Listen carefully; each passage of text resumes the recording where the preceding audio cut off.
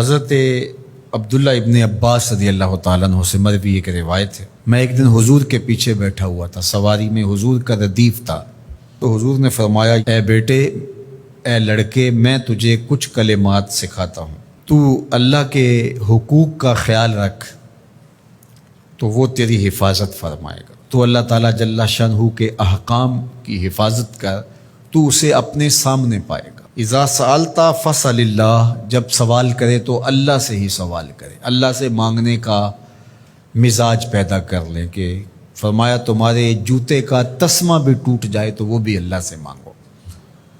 ضرور بازار میں جاؤ دکاندار سے، لیکن حقیقی طلب اللہ سے ہونی چاہیے۔ بات بات پہ اللہ سے سوال کرو، بڑی سے بڑی چیز بھی اس سے مانگو، چھوٹی سے چھوٹی چیز بھی اسی سے طلب کرو۔ ہماری ساری ضرورتوں کا کفیل ہمارا رب، ہمارا مالک ہے۔ تو دوسری نصیحت یہ کی کہ جب تو استعانت طلب کرے، مدد طلب کرے تو اللہ سے ہی استعانت طلب کرے۔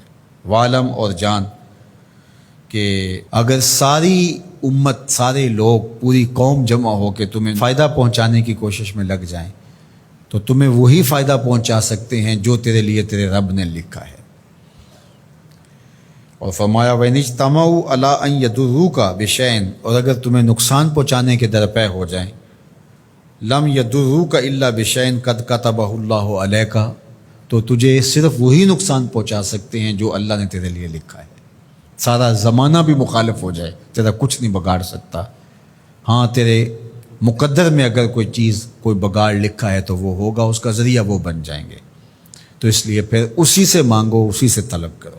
رفعت الاقلام وجفت الصحف، جو لکھنا تھا اللہ نے لکھ دیا، لکھنے کے بعد قلم اٹھا لیا گیا اور جن صحیفوں پہ لکھا تھا وہ خشک ہو گئے، اب کتابیں بند ہیں۔ تو اس لیے اس نے تیرے لیے جو لکھا ہے وہ ہو کے رہے گا، تو خام خواہ لوگوں سے ڈرنے کی ضرورت نہیں ہے، اور تیرا فائدہ، تیرا نقصان اسی کے دستے قدرت میں ہے، تو اسی سے طلب کر، اسی سے مانگ۔